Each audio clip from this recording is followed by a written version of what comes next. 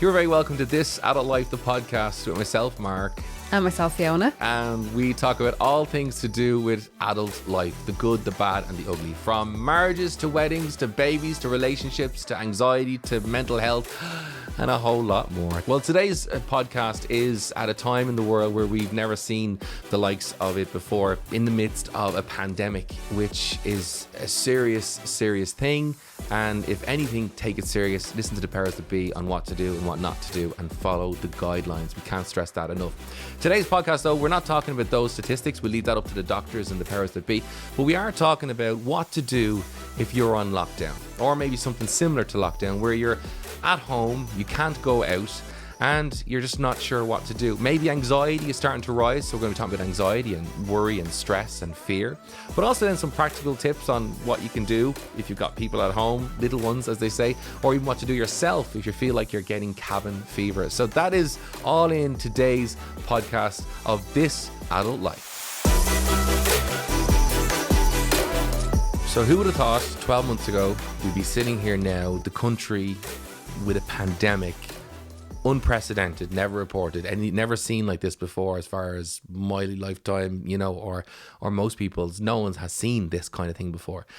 When we were talking about what we do in the podcast, we were like saying, well, let's do something that will help people. We're not doctors, so we can't go through all the guidelines and all that kind of stuff. People need to obviously follow the powers that be to learn and know about that kind of thing, and what they should and should not do. I think all that we can say is probably what everyone's saying, but you have to take it serious. And it's not about me, it's not about you, it's about those around us as well. We have to think of, all of us, washing the hands. For us, we're doing it for each other and for the people we may not even know, but we're doing it just to kill off this thing, or at least get it where the numbers start to not increase and decrease. So with today's podcast, we said, let's talk about the whole lockdown thing, being stuck at home, because a lot of people would not be used to that. Yeah, and now in Ireland anyway, people are working from home if they can. But not only that, they have their kids at home from school because the schools and colleges are closed. So you have a lot of family units that aren't used to necessarily spending all day in the house together 7 days a week. So it can cause a lot of stress and anxiety, I'm sure, in a lot of houses. I think we just said, look, let's do a podcast to see if we can help in any way that might give ideas for people just to help to go through this COVID scenario that we're in at the moment. Yeah, for sure. But I think as well, we see our Instagram feed and you're looking at it and you're seeing people like, the kids are bouncing off the walls, I'm going mad. But for a lot of people, the problem side of it is a lot of people are going through a real state of anxiety, even high anxiety, because there you were going along as normally about your life. Next thing you're told is that you've got to stay at home. The kids have to stay at home. Don't travel unless it's necessary, and your routine has been changed. And for a lot of people, because us humans, we do like structure, we do like routine, and I think what happens is when that routine gets changed, or it seems like it's out of our control and we're forced to stay at home, that can bring a lot of fear. And understandably, because you're hearing people are dying because of this thing, and we're staying at home to protect ourselves and our family. So anxiety is one of the things I think we should definitely chat about first off, because that is what I'm seeing all over the place. People are in a state of fear, worry, stress. And I understand it, because they're not just watching out for themselves, they're watching out for their family. Maybe they have an elderly relative or a parent or whoever.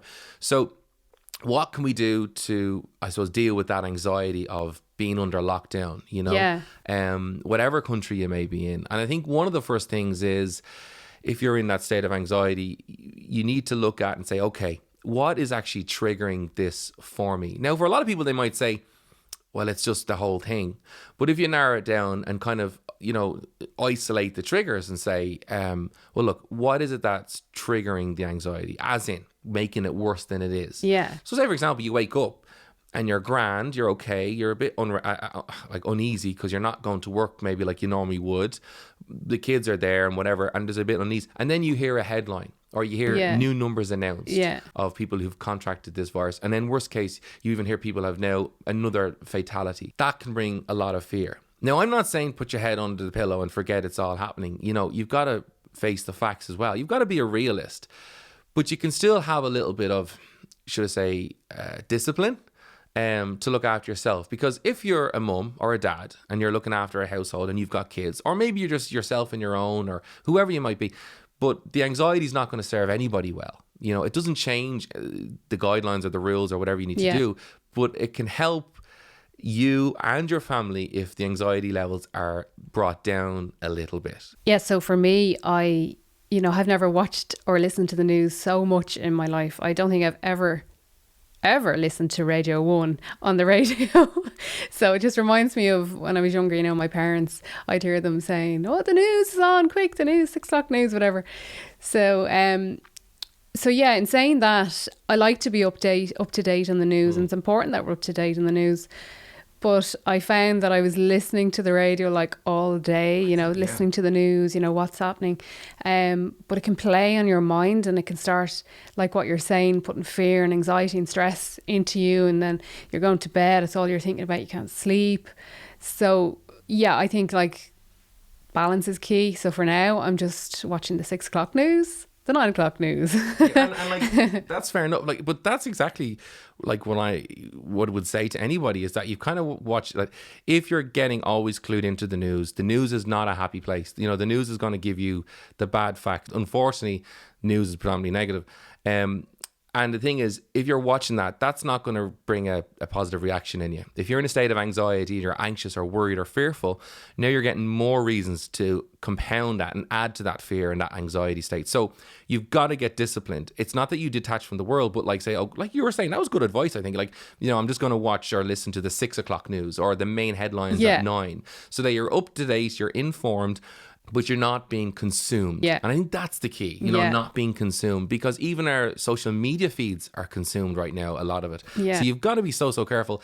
And that is when it comes to anxiety. Watch out for the triggers. The news, it could be a newspaper, it could be the radio, it could be the TV, it could be your social media feed. You know, find out if you're saying, look, I'm in a state of just stress and anxiety with all this going on. Well, start to change what you can change and look at what you can do something about. And if that news is causing you problems, however your platform you're reading or receiving it on, well, you know, minimize the exposure to that thing, and, you know, be more disciplined with it. So I'll check in at 6 or I'll check in at 9, and that's it, and I'll leave it down till tomorrow, because you will be up to date and informed enough, you know, to go about your daily business. You're not going to miss, you know, anything, whatever else. And if something is very dramatic, what I always know from my family WhatsApp group is it'll be in the WhatsApp group if it's something really, really important, or someone will ring me. I heard one person say, oh, I just watch the news once a week. And I was like, how are they so informed on this thing? And she basically said, because, you know, I'll have enough people texting me or calling me, and I'll be speaking to enough people throughout the week to keep me informed. And this is someone who's staying at home. So like, she was informed through other methods.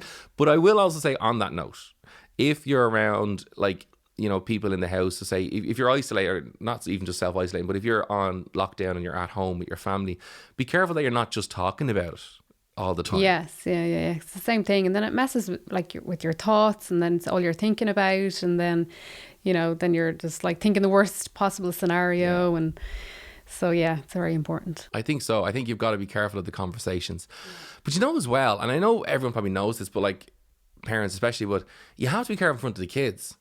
Do you know, like the kids are always, little ears always listen, and it can be very, very simple to spread that fear with the kids. I think, you know, kids need to be informed depending on the age. Parents know better, you know, and parents know their own kids the best. I think you have to be careful not to be discussing it all the time, because it could really bring fear for a child. And kids will always look to their parents' reaction as well, you know, so they'd be like looking to see how they're reacting to situations, and that can make them like fearful or anxious. Absolutely. I always remember the thing I was taught many years ago when they said, kids don't look at what you say, they look at how you say it, because that's what they read your eyes, they're reading you. And I know it's mad that, you know, children do this, but that's what they do. You know, and we do that as adults, these micro expressions, and we read them subconsciously even. But kids they do read those things, and if they see that you're in a fearful state, it's like, what's wrong with mommy, what's wrong with daddy, or you know, and that's, it doesn't help their emotional state or psychological state, because they're now out of school. They think it's, you know, they're on their holidays, you know, but sadly it's not Christmas. At the same time, because we're off because of, you know, COVID-19 and the coronavirus, if you are talking about the virus and all of this and the numbers and figures with kids, they do listen, and it could bring and trigger anxiety in the children. So I think parents already probably know this, but I think definitely we need to remind ourselves, be careful what we talk about when who's around. But as well, even with the adults, even with the WhatsApp, even with the phone calls, that it's not our all the time conversation. Force yourself to talk about other things and say, we're not going to mention, I know one person and they do this, they say, we're not going to mention the C word, you know, instead, like whether it be Corona or COVID, we're not going to mention the C word. And they will literally talk about, anything else, but you know, they have a time, right? That's enough about that. Let's talk about this. I'll talk about something else more positive. Yeah. But I think that is a discipline we can do. Those are little steps we can do. But other things we can do is, you know, when it comes to our thoughts, I know we spoke about it on previous podcast we did episodes. actually, yeah. Yeah, we did about you know, the power of thoughts. Yeah. And we discussed about anxiety and stuff. So, you know, if you've got time, you know, you can always head back to one of those previous episodes and have a listen. But when it comes to anxiety, always remember this: anxiety starts with a thought, and then it forms into a series of thoughts. And the reason you get anxiety is because you're emotionally reacting to those thoughts, and then you can fall in yourself into just that constant state, that undercurrent of anxiety, which it's like ruminating or whatever else. And sometimes people get to a state of anxiety and they don't know why they're anxious. But if you work it back through, you'll see it's probably a fear. It's more often something surrounded with a question of, what if this happened? What if that happened? And with this Corona thing, people are thinking of themselves, their kids, their family. So it's easy to understand, because it's almost like, for some, I remember some person said online, they said, this is like a nightmare that I wish I could wake up from. And I think we have to kind of rein it in a little bit, because it's very easy to catastrophize our thinking and think of worst case scenario. This is a serious thing. Yes, it's got horrible things happening in the world because of it. However, we have to not let our minds go to that place of, oh, what if this happened? What if that happened? Because look, I always believe in stay in the moment. You know, it hasn't happened. Don't think worst case scenario, because that doesn't change anything. Instead, catch yourself before you go to that place. Oh, I'm not going to think about that now. I'm going to think about something else. And I always say a little way to change what you're thinking about is start thinking about something else, and you think about something else by doing something else. You can't just go, okay, I'm not going to think about that, I'm going to think about this. That's easier said than done when you're anxious.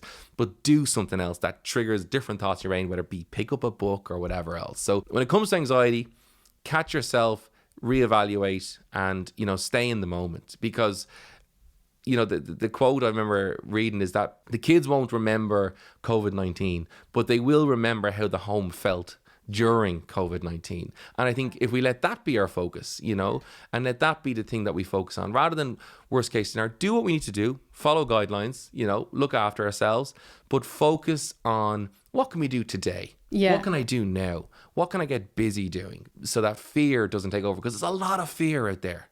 And I think that is the catalyst for anxiety. It's fear of the unknown, not being in control, not knowing what to do. But hopefully with this podcast today, we can kind of alleviate some of that fear and give you some ideas of things you can actually do. And I've seen a lot of people with their kids on Instagram or whatever, and they're like baking cakes or pancakes, or, you know, doing activities with the kids, trying to keep them busy. So it's actually nice to see. I think it's really nice to see. It reminds me of, you know, my mum asked me, did I buy my flour in case I needed to make bread? And I'm like, make bread? Like, I've never made bread in my life.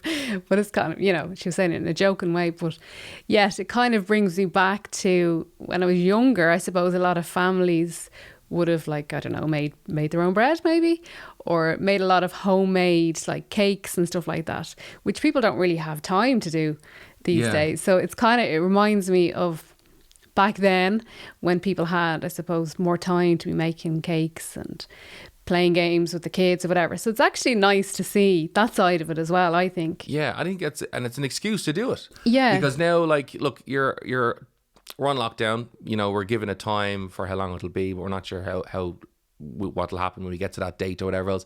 But focus on more, okay, let's focus on, number one, routine. Getting a bit of a routine, and obviously, you know, with school, or if you're in college, has to be a routine around the studies and different things, you know. And I know a lot of schools right now are doing online schooling and different things, which is great. So get the routine as far as that goes, but then plan the downtime stuff. You know, what are we going to do when we have some downtime? So when you finished whatever it might be, say 3:00, all right, and if they're young kids making fairy cakes, that's a good 2 hours. They're going to love that, especially the cleanup. Yeah, exactly. Or making the mess more so. But, like, you know, baking is a one thing. Or getting out, you know, those cookbooks and going, I'm going to try my hand at this. Yeah. You know, a get new on recipe. YouTube. Yeah, get on YouTube, learn something, do something. I think that's definitely worth doing. But do it as a family and do it together. Yeah. You know, if you're a single parent with kids, you know, you can do something with them and whatever else, but ask them for ideas. What would they like to do? Or even, because most kids go, oh, just go on the computer or go on whatever and say, well, look, supposing those things didn't exist, Yeah. what could we do? You know, and see what they come up with. You never know, and give them, you know, say on what you do. As well, if you know, if you're husband and wife, and you know, there's the two of you with kids, well, then you can kind of share, you know, and say, okay, today you're doing this with dad, tomorrow you're doing this with me. Do it together if you can, but then it gives you a bit of break as well.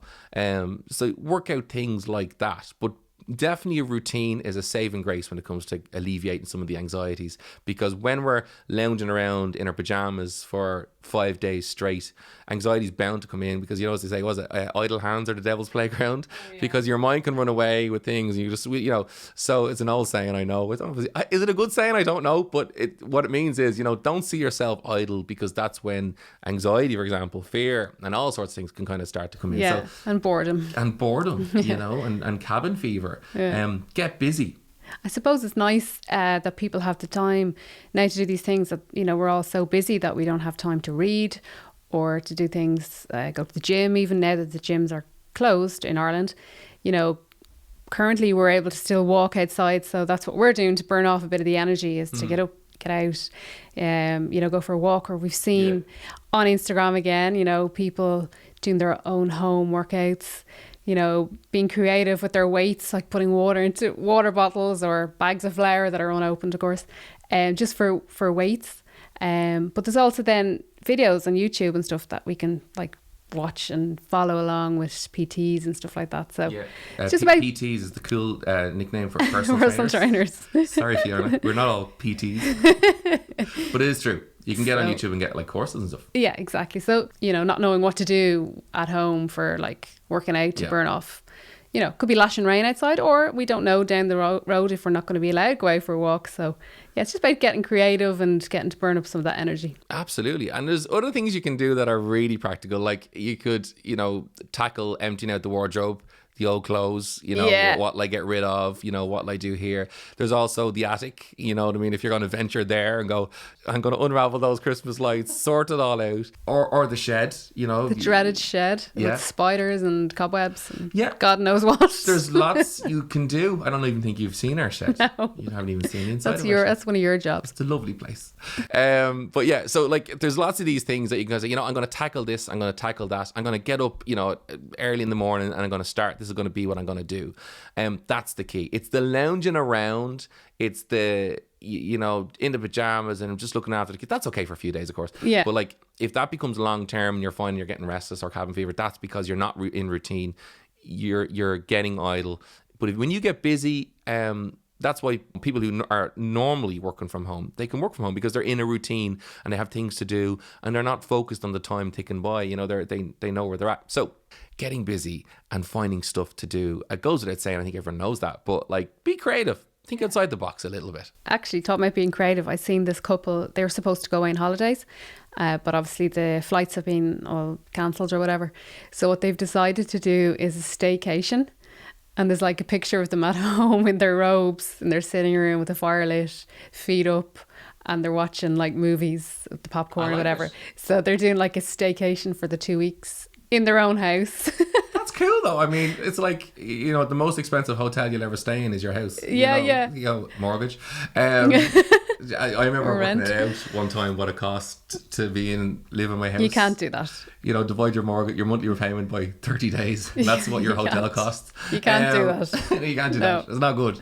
And then the worst thing is when you go away, you know what I mean? When we eventually will be able to go away again, and you go away and you're spending X amount on bed and breakfast, then you're thinking, I'm paying for my you can't do that. You just can't think that way. But you know what? I think that's a great idea. Staycation. You know, make your house a spa. Have a spa day with the family or just the two of you or whatever. You know, separate your weekday from your weekend. Yeah. That's a big tip because sometimes it can all blur into one, you know, and it's okay if it does for a week, you know what I mean? But when it gets to 2 weeks, if it goes to 3 weeks or 4 weeks, you need routine. That is so key. But also what's really cool, you mentioned about the training at home thing. You can, with the kids, if you have a back garden or you have a room, whatever else, get them training with you. I remember seeing this girl, and she was doing like stretches and training, and she was doing them with her daughter, and her daughter was probably 7, and she was teaching the daughter how to do them and whatever else. It was just a cool video, but it was a great idea. Involve the kids in exercise, burn off the energy, tire them out. Do you know what's but great? You're getting fit too. Do you know what's great for the kids though? What? And the big kids. TikTok, yeah. So if you haven't checked out TikTok, check it out. It's like an app, but you can do there's challenge, like dance challenges. There's kids doing it and parents doing it. It's for all ages. It's really for teenagers, but the big kids as well. Like there is 30, 40 plus people on it as well. Yeah, and we have been known to do an occasional TikTok dance. We were at home one day. Recently, because of the lockdown. Basically, yeah. My arm was twisted. I was made do it. So yeah, if you're on TikTok, check us out. We are the Fennels. On TikTok. Anyway. And you'll see us dancing to our first TikTok dance I made Mark do. Look, I'm probably you were very good, in fairness. I'm probably the oldest person on TikTok. No, you're not. You're not. Yeah, but it was a bit of crack though, in fairness. It was. But I will say, if you're doing TikTok or the dances like that, or wherever you get, like if you get dances to practice or whatever else, kids love that kind of stuff. But do it all together. Yeah. I think anything that gets people moving and gives them something to focus on in learning is going to be a good thing. It's going to get your mind off, the lockdown, the anxieties, all that kind of stuff. Definitely. Yeah. But TikTok is really good for that. YouTube is good for that as well. But TikTok seems to just be geared to the challenges and the dances and stuff like that. And there's funny videos on there too. Gives you a bit of a laugh. So if you're looking for a laugh, it's also a nice place. But also one of our favourite things to do for leisure is Netflix. Get a good series. A good box set. Good box set gets you thinking, during the day. I love box sets where you're like, oh, you think about it and you go, I wonder what's going to happen. Yeah, I think a box set that you can't wait to watch. You're thinking about it, so yeah. But I just know it wouldn't be good to be watching box sets for 2-3 weeks in a row every day. But definitely, like you can mix. These are things you can all add into your day. Lots of little things doing like whatever else. A good box set, if it takes up a day, it takes up a day. But make sure you get a bit of movement in the next day. But definitely. The Netflix, movies, box sets, TikToks, learning stuff, doing stuff. I think everyone's going to have a clean car, including us. Yeah, cleaning the car is a great one. Absolutely. Inside and out. Absolutely. Even give it a wax. If you really want to waste 4 hours, go for it. Why not? Worth it. It's a bit of exercise and you'll be very much job fulfillment when it's done. Job satisfaction for sure. So clean the car, clean the house, painting the house. Let's the windows. Talk about decorating. So many people are actually doing their home decoration. What do you call it? Home improvements at the moment. Yeah. And I even got like a text message from Woody's to say they're selling paint or something like that, 2 for 1 and all. And if people are listening, Woody's is a supplier of paint and all things to do with home improvements. Home improvements. It'd be like Home Depot in America, I think. Anyway, but they do like obviously paint. But I think it's a great idea. Paint a room, decorate a room, do up a room, or whatever. Again, it's just, I suppose the purpose of this podcast is to help alleviate fear, but to give you some ideas on what you can do if you're in this lockdown scenario wherever you are in the world. What is great too is, if you really want to push out the boat now, is there's a lot of online courses you can do. Like Udemy, and there's another one, I can't remember the name. Is it Alice or so? I can't remember the name. But basically, there's these places where you can go online and learn a course. Creative Live is one as well. Very good. Go on and learn a course, and you do a little bit of a course every day. And you can do things like that if that floats your boat. I love reading, so I'd read all day. That'd be me. But reading's not for everybody. Yeah. So I think really is the keys or the takeaways from that is, unless you've anything you want to add to it. Well, of course, podcasts. There's listening to podcasts, yeah, and watching them. Entertaining. This is our first one we've done on YouTube, so the first time we videoed one. So check it out if you want to watch it. Give us a thumbs up. Just listen. Thumbs up, a like, and smash that bell. Because we will be doing lots more videos in the coming while, especially if we're on lockdown. We'll be doing way more than normal. But like, it is true. Listening to podcasts, watching YouTube or whatever else, so you could be like decorating a room, listening to a podcast at the same time, and dancing to TikTok at the same time. And dancing to TikTok while you paint. That sounds like a plan. But like it is just a matter of the takeaways are, I think, find a routine. Remove the triggers as far as whatever's triggering anxiety or whatever else. Don't be always consumed or listening or focused on this, coronavirus, because that doesn't help you emotionally, psychologically, because it brings you into a negative headspace. But do stay clued in. So limit your exposure to the news if it's the news that's causing you problems. Get busy. And get busy with other people in the house. You know what I mean? If you can, if you've got, someone else living with you, like partner or kids or whatever else, get busy. If you're on your own, it doesn't matter. There's lots of social media ways and platforms you can talk with people and chat with people. Yeah. Do keep, though, the social interaction alive. If you're someone who lives alone, do keep the social interaction alive, even if it's a phone call. Phone someone, during the day or whatever else. It can definitely help. And I think remember that we're all in this together, and there is some sort of solace in that. I think when you know that you're not the only one going through this, the world is facing this head on. So you're not alone on this. And, I think as well, like the old saying says, this will pass. We don't know how long. Maybe lifestyles will be changed a little bit for the future, but it's for our better, so that people can get better and we can kind of put an end to this thing. But, it will pass. Humans are very adaptable. So during this time, learn to adapt, just get some sort of routine in your life and try keep the fear to a minimum. And if anyone is, talking to you or speaking to you, like whatever else, would be on the phone or otherwise, limit the time you spend talking about coronavirus. Yeah. Get the facts, get the info, and then talk about other stuff. Force yourself to talk about other stuff if you have to. What's really nice to see is some shops are offering free delivery to people like what you're saying, who might be living alone, or older people who can't get to the shops, or maybe they're self-isolating.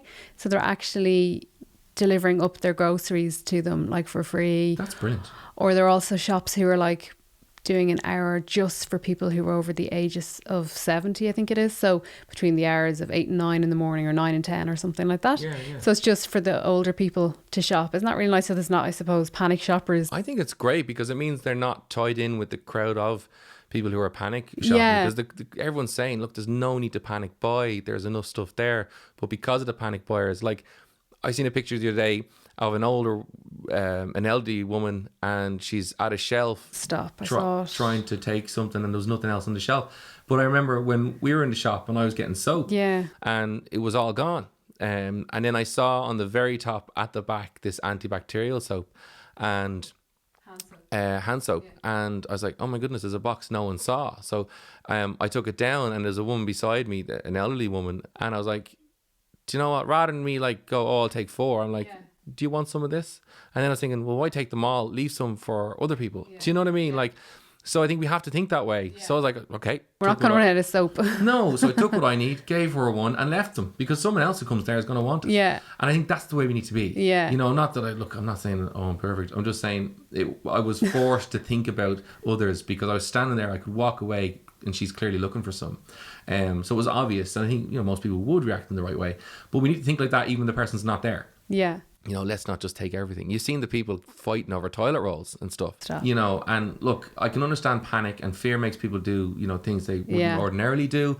But we need to just rein it in a little bit, I think. And I say that to all of us, there's no rule book for where we're at right now. But the rule is always true, treat other people as you would like to be treated. And I think that's a good morale to live by. I think on the subject of older people, if you're at home and you're on lockdown or whatever else, check in on those that are elderly. Don't call in for tea. And I know some elderly will say, come on in, it'll be grand. I know some people say, no, keep your distance to 2 meters or whatever. But just simply say, here's my number.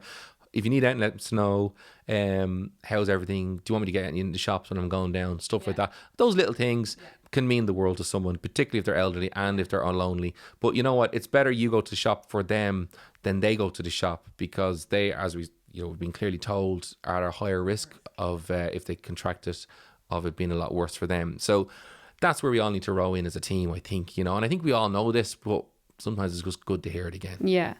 And the good thing, I suppose, we can be positive about is that this is not going to last forever. We don't know when it's going to end, but it will end. Do you know what? There's a story I share quite a lot, and I think it's so true, about a general who was a prisoner of war, General Jim Stockdale.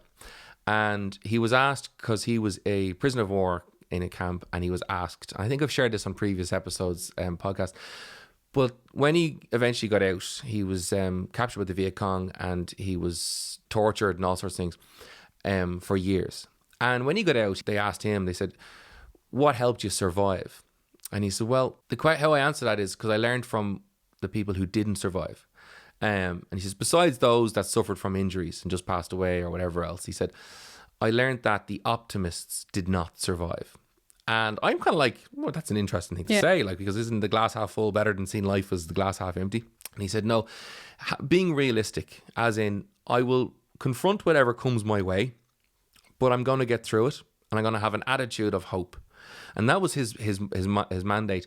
The optimists, as far as he was concerned, the ones that said, I'll get through this because we'll be out by Christmas. Oh, it'll be gone in 3 weeks. Oh, it won't be here. He said they put a time on things. When he said, though, you have an attitude of, no matter how long it takes, I'm going to get through this. And keep it simple and focus on your day-to-day tasks. And that's how you survive. You know, now he was in a horrific scenario, but I thought it was good advice we can take for anything. You know, we don't know how long it'll take. We know it will eventually someday pass, but focus on the now and just take an attitude of, I'm going to get through this, we're going to stick together, we'll get through this, whatever it takes, we'll make it. And I think that's a good attitude to take. One thing I've noticed, just before we wrap up, there's one thing I've noticed.